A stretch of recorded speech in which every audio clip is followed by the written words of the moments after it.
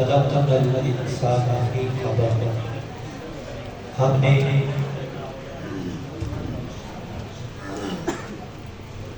نے انسان کو مشقت میں پیدا کیا، یعنی اس کی فطرت، اس کی جبلت، اس کی خاک اور خمیر کے اندر میں مشقت رکھ دی گئی۔ جب تک آپ اپنے جسم کو مشقت میں رکھیں گے تب تک آپ اپنی فطرت کے مطابق چل رہے ہیں، اور اگر کہیں کہ سکون کی زندگی لمبی تک ہو جائے تو آپ اپنے جسم کے خمیر ڈھانچے جسامت کے خلاف ایک کام کرنے چلے ہیں۔ آپ دورہ جات میں تشریف لائے، مشائخ نظام کے دروس ہوتے رہے، کس قدر توجہ سے آپ کرتے رہے، بعد میں کس قدر ان اسباب کو، دروس کو دہراتے رہے، اس کا نتیجہ اس رزلٹ کی صورت میں آپ کے سامنے آ چکا۔ جب رزلٹ اناؤنس ہوا تو ہر ایک کے دل کی کیفیت یقیناً ہو جاتا ہے، خاص طور پر جن کی علم کے ساتھ لگن ہو۔ یقیناً آپ سب کے علم کے ساتھ لگن، تبھی تو آپ چھٹیوں میں یہاں پر تشریف لائے۔ بس انسان ہے، نسیات و نسیت ضروریت تو آدم علیہ السلام بھول گئے تھے تو ان کی اولاد بھی بھول جاتی ہے۔ انسان ایک عزت لے کر آتا ہے لیکن وہ اس میں بھول جاتا ہے، کوتاہی کا شکار ہو جاتا ہے۔ پھر جب ایک مرحلہ پورا ہوتا ہے تو سوچتا ہے کاش میں نے محنت کی ہوتی، جیسے مدارس میں ہر سال، اسکول کالجز میں ہر سال امتحانات کے مواقع پر طلبہ کے ذہن میں یہ بات آتا ہے، اگلے سال بڑی محنت کر آتی ہے کہ کوئی نہیں آتی، لیکن جب اگلا سال شروع ہوتا ہے تو پچھلا سال بھول چکا ہوا ہے۔ اس دنیا کے اندر کامیاب انسان وہ ہے جو ایک سوچے، عزم کرے اور پھر اس پر ڈٹ جائے۔ آپ آباد یہ عمر، پڑھنے والی عمر، اس میں سوچے، عزم کرے، بڑی سوچے، بڑا عزم کرے، اس کے مطابق محنت اور لگن اور دعا، یہ آپ کا کام ہے۔ آپ کو اس منزل تک، بلکہ اس سے بڑھا کر اونچی منزل تک پہنچانا آپ کے خالق کا کام ہے۔ ایک دفعہ کتاب کے ٹائٹل کے آخر میں تحریر پڑھی، صلاح الدین یوسف صاحب رحمہ اللہ رحمۃ اللہ سے سیرت کی کتاب تھی، چھوٹی سی، اس کے آخر میں ان کا تبصرہ، اس میں ایک جملہ تھا،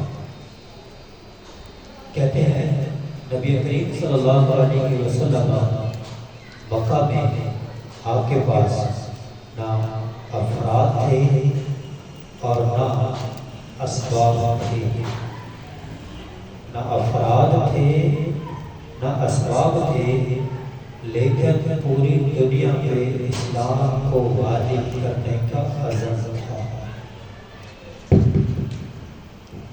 بات ہوئی عزم، ایک سوچے، عزم کرتا۔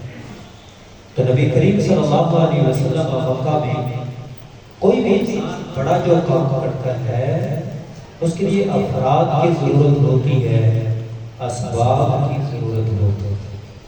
آج یہ غلط چل رہا ہے، اس کے لیے افراد کی ضرورت ہے اور اسباب کی ضرورت ہے۔ یہ تو ایک لاہور ایک شہر کے اندر ایک ادارہ، جبکہ لاہور شہر کے اندر 20 اور ادارے ہیں۔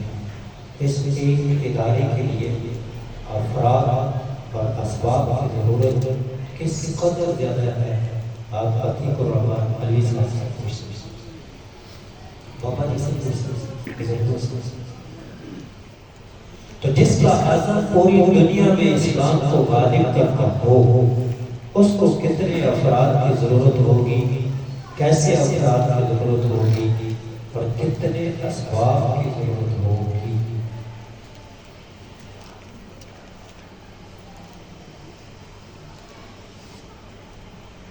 تو اللہ نے پھر وہ افراد بھی عطا کیے اور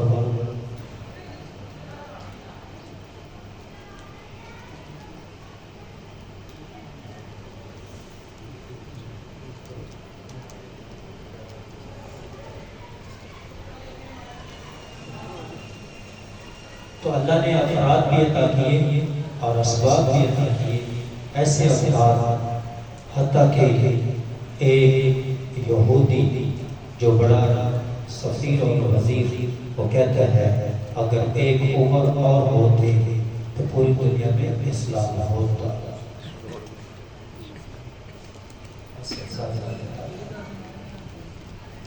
تو افراد اور اسباب کے پیش نظر پیغام آیا ہے کہ فضیلت شیخ عتیق الرحمن علی صاحب مصروف ہیں، تو وہ کہتے ہیں کہ چند کلمات کے بعد طلبہ کرام کو الوداع کر دیں۔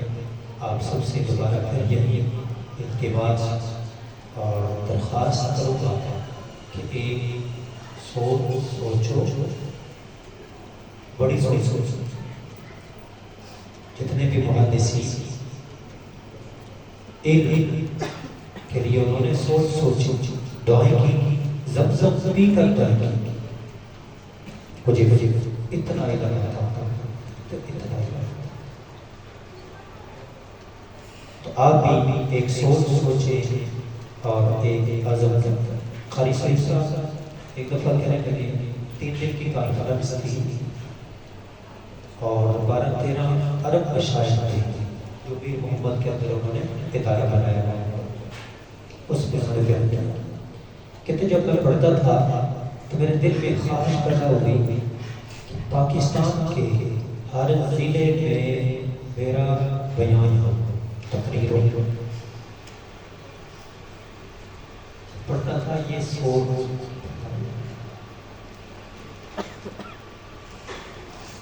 آپ بتائیں پاکستان کے ہر ضلع میں چھوڑ کر، ہر شہر، ہر گاؤں، حتیٰ کہ پاکستان چھوڑ کر بیرون ممالک ان کے سفر ایسے ہوتے ہیں جیسے قصور والوں کے لاہور کے سفر، گجرا والوں کے لاہور کے سفر، یا آپ کا پاکستان سینٹ کا سفر ہوتا ہے قریب نہیں۔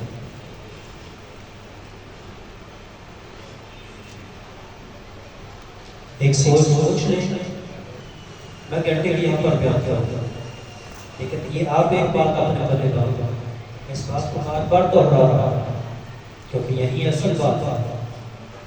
ایک سوچیں، عزم کریں، رب سے دعا کریں، اپنے گڑا کر مانگیں، اس کے مطابق محنت کریں۔ اللہ رب العزت انشاءاللہ جو آپ مانگیں گے اللہ اس سے زیادہ عطا کرے گا۔ اسی پہ اتفاق کرتے ہیں۔